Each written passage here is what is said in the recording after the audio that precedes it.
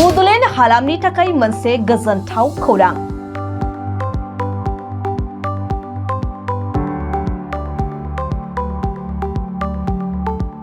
बर' बिजोंजों फरायनानै जाफुंसारनो हायो बेखौ दिनै रोखा खालामबाय डक्टर प्रस्पेरो दैमारिया।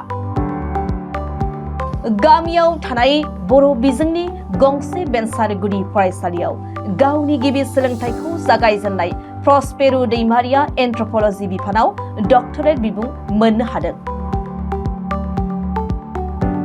उदालगुरि जिल्ला शास्त्रपारा ओनसोलनि सिङाव थानाय सामथाबारि गामिनि थागिरि बिफा जुगसन दैमारि आरो बिमा जयमनि दैमारिनि सासेल' फिसाज्ला प्रस्पेरो दैमारिया थांनाय आगस्ट दान 27 खालार खालि हायद्राबाद सेन्ट्रेल इउनिभार्सिटिनिफ्राय एन्थ्रप'लजि बिफानाव डक्टरेट बिमुं मोननो हानानै बड'लेण्डजों लोगोसे जिल्ला आरो ओनसोलाव गोग्गानाय लाबोदों।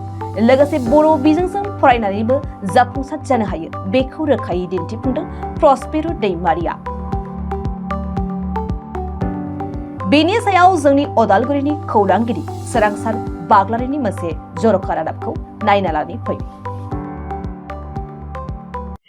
नाजानाय थायोब्ला जाफुंसारैनि जेबो बाथ्रायानो फैया आरो बेखौ जों बुंनांगोन जिहेथु दिनै बे नाजानायाव दिनै बिजोङा जेबो बेयाव हेंथा होआ। दिनै बेखौ फोरमान खालामदो सासे बर' लाइमोन सेंग्राया। जों बुंनांगोन जिथु नैबे समाव दं आङो उदालगुरि जिल्लानि सिङाव थानाय नैबे सस्त्रा ओनसोलनि जि सामथाबारि गामि, जि सामथाबारि गामिनिफ्रायनो दिनै सासे बर'नि जि लाइमोन बिथां प्रस्पेरो जि दैमारि बिथाङा दिनै बेयाव बे नैबे ओनसोलनिफ्राय दिनै गोजौ थाखोनि जि डिग्रि बे डिग्रिखौ दिनैनि दिनाव आजावनो हादों। थारैनो नैबे समाव आंनि केमेरा पार्सन जि बिथांखौ आं मोनफ्रोमबो नुथायनि सायाव दिन्थिनो थाखाय खावलायदों। जिथु नैबे नुथायानो जाहैबाय उदालगुरि जिल्लानि सिङाव थानाय नैबे सस्त्रा ओनसोल सामथाबारि गामिनि जि गंसे न'खर आरो बे न'खरनिफ्रायनो दिनै बर'नि जि सासे लाइमोन जि प्रस्पेरो दैमारि बे बिथाङा दिनै हायद्राबाद सेन्ट्रेल इउनिभार्सिटिनिफ्राय दिनै बिथाङा डक्टरेट जि डिग्रि बे डिग्रिखौ दिनैनि दिनाव बिथाङा लाबोनो हानानै दिनै बर' हारिनि थाखाय बे समाव मोनसे गोग्गाथावना जि खामानि बे खामानिखौ बिथाङा जोंनि थाखाय लानानै फैनायखौ जों नुनो मोनो। थारैनो नैबे समाव आं मिथिनो नाजानाय जिहेथु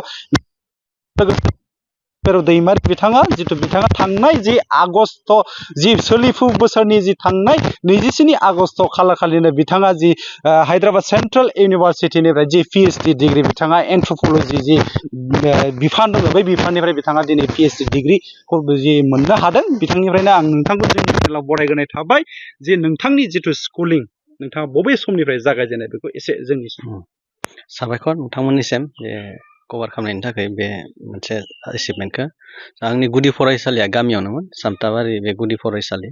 आं से थाखोनिफ्राय 4 थाखोसिम बेयावनो फोरोंनाय जादों। बेबायदि जों खोनानो मोनदों नोंथाङा बर' बिजोंजोंनो फरायनानै दिनै नैबेबायदि जिथु बिमुं बे बिमुंखौ मोननो हादों जिथु डक्टरेटनि जिथु टाइटेल। औ नंगौ, बर' मिडियामनिफ्रायनो फरायदों। क्लास 1 से थाखोनिफ्राय 10 थाखोसिम बर' मिडियामावनो फरायदों। क्लास 5निफ्राय बिथिं क्लास 8 सिम फरासुरि हाइ स्कुलाव, ओमफ्राय 9 to 10 बेखौ हरसिंगा हायार सेकेन्डारि स्कुलाव फरायदों। मेट्रिकआ बेयावनो पास जाबाय। ओमफ्राय बिनि उनाव कलेजखौ आङो उदालगुरि कलेजाव फरायदोंमोन। डिग्रिया कमप्लिट जाबाय। बिनि उनाव पन्डिचेरि इउनिभार्सिटियाव एमए खालामहैदों। 15 जोबदों, 2015। ओमफ्राय 2015नि उनाव आङो एमफिल जइन जाहैदों सेन्ट्रेल इउनिभार्सिटि अफ हायद्राबादाव। ओमफ्राय 17आव लोगो पिएइचडि जइन जाबाय। ओमफ्राय नै दाखालि नैबे 24आव बे बोसोराव जोब्बाय। बेबायदि आरो बर' मिडियामजोंनो फरायदों, जेबो माबा गैया। खिन्थु क्लास 11निफ्रायसो जोंफोर फुल इंलिस जालांदों आरो बेबायदि। नोंथांजों लोगोसे न'खराव आरो सोर दं? स' आंजों दङ दायो आंनि बिसि आरो आंनि आइ आफामोन दङ दायो। ओमफ्राय आब'मोन दङमोन, बिसोरो हाबा जाबाय। जों नुनो मोनदों दिनै बिजोंखौ लानानै गोबां जुदि मानसिफ्रा बुङो जे बर' बिजोंजों फरायोब्ला दिनै जाफुंसारनायनि लामाया गोथि होयो होननानै। बे बाथ्राखौ नोंथाङा बिलिभ खालामो, फोथायो नामा? टटेलि बियो एग्रिमेन्ट आं खालामा बेखौ। 50% बिदि बर' मिडियामजों फरायनानैबो जोंफोरो बेबायदि गोजौ थाखोआव जोंफोर मोनहैनो हायो। माखासे जेनेबा गोदान बिजोङाव फरायोबा, हमनानै ला आं 11निफ्राय इंलिस लादोंमोन, बेयाव एसे प्रब्लेम जानाय माहाय उसुबिदा जादों। खिन्थु गोसो होबानो फरायलांबाय थाबानो लोगोफोरजों रायज्लायनानै आरो सोलोंबानो सोरबा सिनियर्सफोरनिफ्राय बेबायदि सोलोंबानो हालाङो आरो। इसेबां बिदि मिडियामा इसेबां माबा नंजोबा आरो 50-50 सो नोंथांनि जाफुंसारनायनि आन्दोआव नोंथाङा सोरखौ साबायखर बावगोन?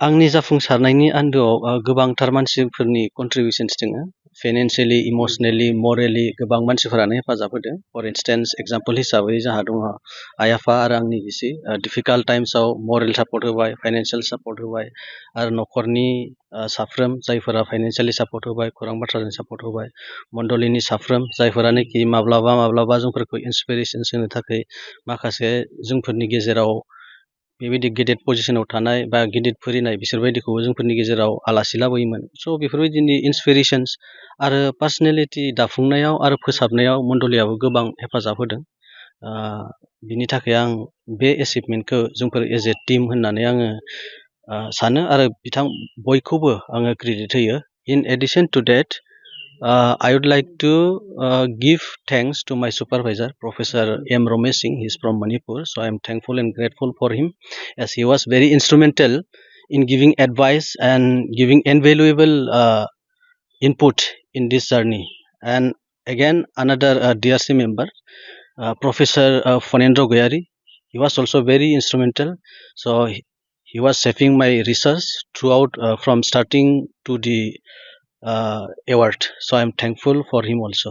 बेबायदि जिथु जोंनि दिनै बर' हारिनि गेजेराव गोबां लाइमोनफोर दङ जे बिथांमोना जिथु नाजागासिनो दङ खायफाया नाजादों खिन्थु खायफाया नाजायाखै बै जाय बिथांमोननि थाखाय नोंथांनिफ्राय मा मेसेज थागोन बे समाव? जायफोरा नाजादों बिसोरो नाजालांबाय थानांगौ ससियेल मिडियानि जुग आरो इन्टारनेटनि जुग रिसर्सफोरा गोबां एभेलेबेल दङ बिनि थाखाय सोरबा सासे गोजानाव जायगायाव फरायनो थांदोंबा बिथांमोनखौ कन्टेक्ट खालामनो हायो फेसबुकनि गेजेरजोंबाबो आरो लोगो लाहरनानै माबायदि फरायनायफोरा जोंफोर माबायदि फरायनो हागोन बेफोरबायदिनि थाखाय मोजां आरो ओमफ्राय जायफोरा फरायाखै स' आं बिथांमोनखौ इनकारेज होनो सानो आरो उदुगायनो सानो लाइफआव मोनसे मोजां गिदिर थांखिखौ लानांगौ बर' बिजोङाव फरायनायबाबो दिनै बिजोङा एसेबां प्रब्लेम्स लाबोआ नाथाय गोबां रिसर्स दङ जोंफोरा गोबां फुंखाफोर दङ बिनि गेजेरजों जोङो गावखौ जिं दाफुंनो हायो बेनिखायनो फरायनायाव मोजां गोसो गुदुं लानांगौ आरो नैबे 21st सेन्चुरि दानि बे जुगाव जोंफोरा गोबांथार लाक जेरैहाय जेनेबा माबायानो मा होनो बेखौ मिडियानि जुगाव जोंफोर गोबां इनफरमेसन्सफोरखौ इन्टारनेटनि जुगाव गुगोल खालामबानो जोंफोर गासिखौबो मोनजोबो लेखाफोरखौबो खायसेखौ बायजोबनाङा स' बिब्दि हिसाबै जोंफोरा गोबांथार फुंखा दङ जायनि गेजेरजों जोङो जोंनि एकाडेमिक केरियार्सखौ जोंफोर गोजौ फारसेथिं लांनो हायो आरो जोंफोरखौ बहुद हेफाजाब होयो स' बिब्दि हिसाबै जोंफोरो बेफोरबायदि फुंखाखौ जोंफोर प्रडाक्टिभ वेयाव बाहायनांगौ आरो जेन जोंफोर बेखौ मिस इउस खालामा बिनि थाखाय आं सानो आरो आं बेखौनो इनकारेज होयो फैबाय थानाय जेनेरेसना बेफोरबायदि फुंखाखौ मोजाङै माबा खालामनो हागोन प्रडाक्टिभ वेयाव बाहायनो हागोन प्रस्पेर' दैमारि हिसाबै जिथु नोंथांनि जि साननाय हास्थायनाय बे दिनै जाफुंबाय नोंथाङा जोबथा थांखि मा लादों दायो बे थांखिया जाफुंबाय दायो नैबे दा मेन जार्निया दासो जागोन ना स' मेन जार्निया दासो जागोन स' मोनसे पजिसनखौल' जाफुंबाय बेल' नङा नाथाय बिनि उनावसो नों ससाइटियाव मा कन्ट्रिबिउट खालामगोन स' बेबोथ' मोनसे गेदेरथार मोनसे बाथ्रा मोनसे सोंलु दा बेनिखायनो आं बेखौनो सानो आं एकाडेमिक लाइफआव दायो दङ स' जिबायदि सुबिदाफोर मोनगोन प्लेटफर्मफोर मोनगोन बिनि सायाव आं खालामगोन रिसार्च आरो टिचिंस आं बिनि लाइनाव थांनो नागिरदों रिसार्च खालामनानै जिफोरबायदि ससाइटियाव कन्ट्रिबिउट खालामनो हागोन प्लास आरो टिचिंनि गेजेरजों जेरावनोखि मोनो जोंनि स्टेटआव मोनबालाय स्टेटआव डिस्ट्रिक्टआव मोनबालाय डिस्ट्रिक्टआव आरो नेसनेल लेभेलाव मोनबालाय बिदिनो जेरावनो मोनो स' बिब्दियाव जाय स्टुडेन्टसखौनो लोगो मोनगोन बिथांमोनखौनो हेफाजाब होनो स' आं बेबायदि थांखि लादों नंगौ बिथाङानो जाहैबाय नैबे उदालगुरि जिल्लानि सिङाव थानाय जि सामथाबारि गामिनि जि प्रस्पेर' दैमारि आरो बिथाङानो थांनाय जि 27 आगष्ट जि 2024 मायथाइ जि सोलिफु बोसोर बे बोसोरनि दानावनो थांनाय बिथाङा जि डक्टरेट बिमुं बेखौ हायद्राबाद सेन्ट्रेल इउनिभारसिटिनिफ्राय बिथाङा मोनफुंनो हादोंमोन बे थारैनो बर' हारिजों लोगोसेनो बे सस्त्राफारा ओनसोलनि मोनसे गोग्गाथाव जि हाबाफारि बेखौ जों लाबोनायखौ जों नुनो मोननाय जादों दिनैनि सानाव आं मिथिनो नाजाबावनो जिथु नैबे ओनसोलनि माखासे मेलेमजिबि बिथांमोनाबो दिनै बिथांनि न'खराव जिथु बाहागो लाफैदों बिथांनि जिथु आं बे समाव फंनैसो बाथ्राखौ मिथिनो नाजानाय जिथु प्रस्पेरास दैमारिया दिनैनि दिनाव नैबे सस्त्राफारा ओनसोलजों लोगोसे गामिनि मोनसे ओनसोलनि जानानै मा बुंगोन बे समाव? गिबियावनो नोंथांमोनखौ गोबां साबायखर थादों लोगोसे जोंनि गामिनिनो फंबाय डक्टर प्रेसपुर दैमारिनि देरहासारनायाव जोङो जोबोद रंजानाय मोनदों आरो बिथांनि देरहासारनायजोंनो जोङो रंजानायखौ नोंथांमोननि गेजेरजों साफ्रोम रादाब नायगिरि नोंथांमोननिसिमबो जोंनि गोसो गोरबोनि गाहाम हामलायनायखौ जोङो बावहरनाय थादों आरो गामि नाङैनो जोङो गोबांथार बिदि रंजानायखौ मोननो हादों। फैबाय थानाय समाव बिथांमोननिफ्राय जे मोजां मोनसे रिजाल्ट मोननो थांगासिनो दङ ओनसोल नाङै बिनि थाखाय बिथांमोनखौ मा साबायखर बावगोन? बेहेकै साबायखर बावनो नांगौआ जोंनिफ्राय बेनो आरो बुंस'नो हाया जिथुनिखि बिथाङा जि देरहानो हाबाय आरो बिथांनि देरहानायजोंनो जोङो मोनसे मिजिं खालामदों जेन जोंनि गामिनि थासारिखौ जोंनि ओनसोल बा जोंनि समाजखौ फोसाबनायाव जेन बिथांनिफ्राय जोङो गोबां कन्ट्रिबिउसनखौ जेन जों मोननो हायो बेखौ जोङो मिजिं थिदों आरो गोबांथार बिब्दिनो जोङो मिजिं खालामनायनि गेजेरजों गोबां बिदिनो हहाय आरो बिदिनो फैबाय थानाय नेक्स्ट जेनेरेसन उन्दै उन्दै गथ'फोरा फंबाय बिनानावमोना जेन बियो सासे रल मडेल हिसाबै जोंनि ओनसोलाव जेन दिन्थिनो हायो आरो जों बेखौनो बिथांनिसिम कामना खालामनाय थादों।